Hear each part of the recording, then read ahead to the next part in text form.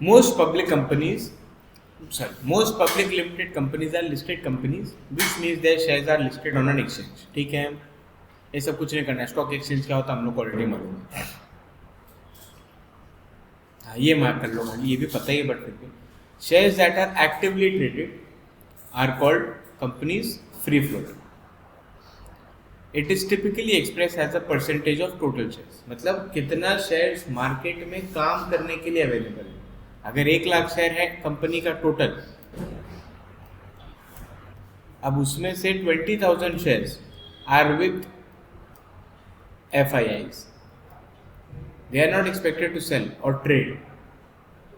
10,000 shares है owner खुद, जो फाउंडर है, ओनर नहीं बोलेंगे अब तो, हर इक्विटी ओनर हो गया, फाउंडर के पास है, तो भाई उसको भी दिन रात लेना बेचना नहीं है. तो 30% का तो काम ही खत्म हो गया. तो बच रहा कितना, आवाज मत करो जो भी कर रहा है प्लीज. 30% का तो काम ही हो गया. तो बच रहा कितना है, 70 के. This is free float. कितना शेयर अवेलेबल है मार्केट में. Public companies are subject to compliance and reporting requirements. For example, companies are required to file quarterly or annual reports with a regulatory body to disclose any material changes in the company business owner or या फिर ownership. ठीक है. Private companies have fewer requirements than public companies. बस. Also, with fewer investors, private companies can take a longer term view of the business. अब इसका concept बता रहे कि क्यों. आज अगर मान लो एक पब्लिक कंपनी है ना, उसको क्वार्टरली डेटा देना पड़ता, तो आम आदमी का एक एक्सपेक्टेशन हो जाता है कंपनी से कि देखो पिछला साल इतना किया था, पिछला क्वार्टर इतना किया था, इस क्वार्टर तो इतना होना ही चाहिए.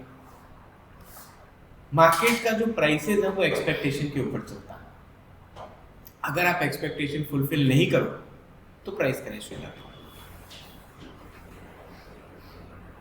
अब अगर प्राइस क्रैश हो गया तो theoretically long term investor should not care. क्यों केयर करेगा भाई, हमको तो लॉन्ग टर्म रखना है. अभी घट गया तो और ले लेंगे, नहीं हो तो पड़ा रहने तो अपने आप प्राइस भाग जाएगा ऊपर जब सक्सेस होगा. बट जो मैनेजर है कंपनी उस पर बात आ जाएगा कि भाई जब तुम था शेयर प्राइस तो क्रैश हो गया, उसका बोनस तो हो सकता है शेयर प्राइस से लिंक्ड होगा, और होगा कुछ ना कुछ इंसेंटिव रहता है ईसॉप, तो उसको ये बर्दाश्त नहीं. जबरदस्ती का उसका क्यों बोनस कटेगा जब काम ठीक से कर रहा. तो यहाँ पे एक बहुत बड़ा कन्फ्लिक्ट ऑफ इंटरेस्ट होता है. तो इसीलिए जब पब्लिक कंपनी होता है तो वो नॉर्मली इन्वेस्टर के हिसाब से चलने का कोशिश करता है. इन्वेस्टर एज जो मार्केट का व्यू हो. लेकिन प्राइवेट कंपनी में मार्केट का कोई व्यू नहीं है, वो अपने हिसाब से चल सकता है, उसको जो करना है वो कर सकता है, वो लॉन्ग टर्म व्यू लेके आगे बढ़ सकता है. तो ये एक छोटा सा एडवांटेज हो जाता है प्राइवेट कंपनी को compare to public company. Private placements can raise equity capital through private companies can raise equity capital through private placement. जैसे वही अपना शार्क टैंक के थ्रू होता है.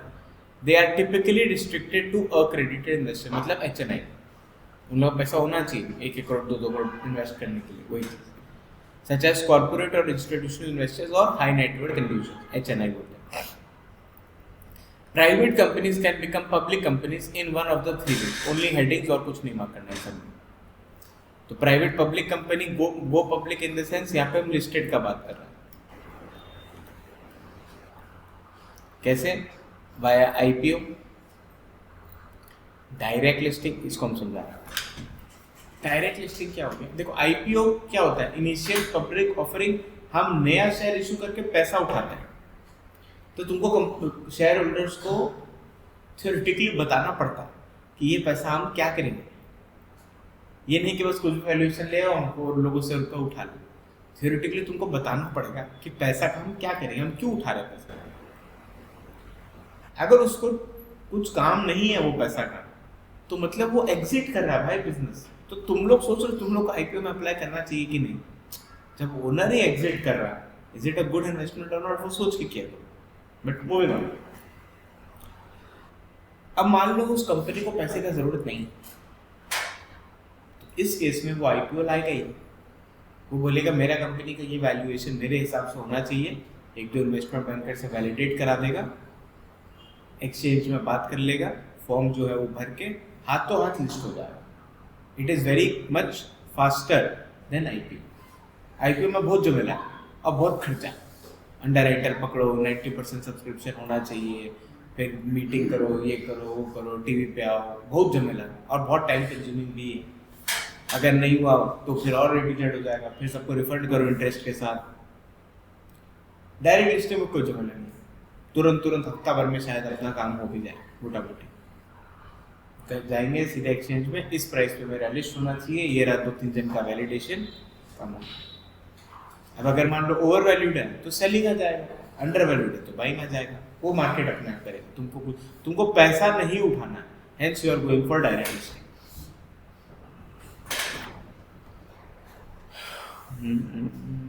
हाँ, खाली एडवांटेजेस मार्क कर लो। It can be done more quickly than an IPO and without involving any underwriter.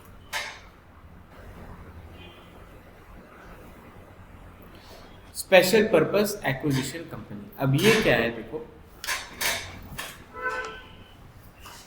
हम एक अलग ही कंपनी बना देंगे, इसे अपने डिटेल में भी बाकी चैप्टर से भी पढ़ते हैं।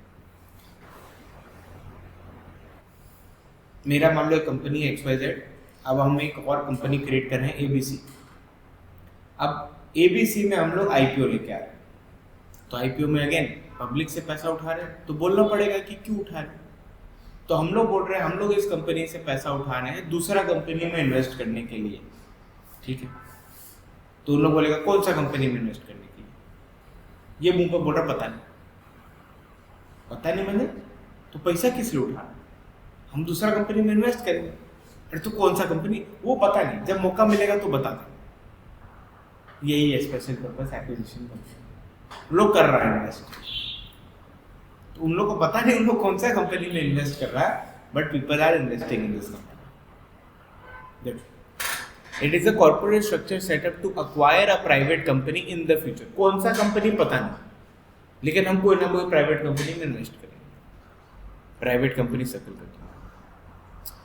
It raises capital through an IPO, puts the fund into a trust that it must use to make an acquisition within a specified time.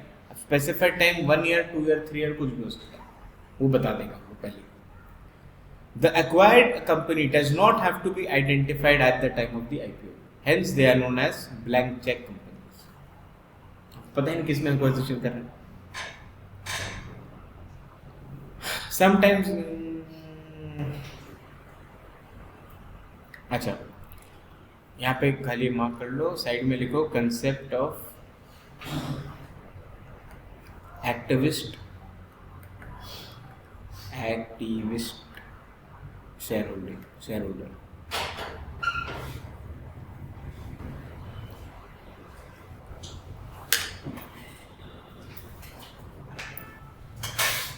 अब इसमें क्या है ना, हम लोग को लग रहा है यार एक पब्लिक कंपनी है, बहुत अच्छा है, मतलब बहुत अच्छा इन द सेंस जो इंडस्ट्री में है वो इंडस्ट्री बहुत अच्छे अट्रैक्टिव है, रिटर्न्स अच्छा है, उसका एसेट्स भी काफ़ी अच्छा है, बट मैनेजमेंट खराब है।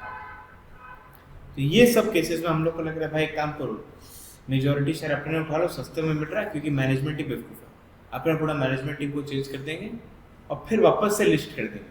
तो हो सकता है हम पहले डीलिस्ट कर दें एक्विजिशन के बाद, या फिर हम डिलीट नहीं करें, हम रख के रखें, उसके बाद भी हम प्रोसेस चेंज करते रहे, आइदर वे। तो वही चीज़ बताया, तो एक्टिविस्ट शेयर होल्डर यही सब करता है, वो मेजॉरिटी स्टेक ले लेगा। मान लो हम लोग ये सब आगे हम चैप्टर में पढ़ते ही दिए, बट जब फ्लो में तो बोल दे रहे, मान लो हम लोग 70% स्टेक ले लिए, तो 30% स्टेक अभी भी आम आदमी के पास है ना, काम सब हम लोग कर रहे हैं, उसका तो फ्री में शेयर प्राइस बढ़ गया, उसको हम लोग फ्री राइडर्स बोलते हैं, कुछ नहीं कर सकते, they are just there for the trend। काम हम लोग कर रहे हैं, पैसा हम लोग छाप रहे हैं। चलो स्टार्ट।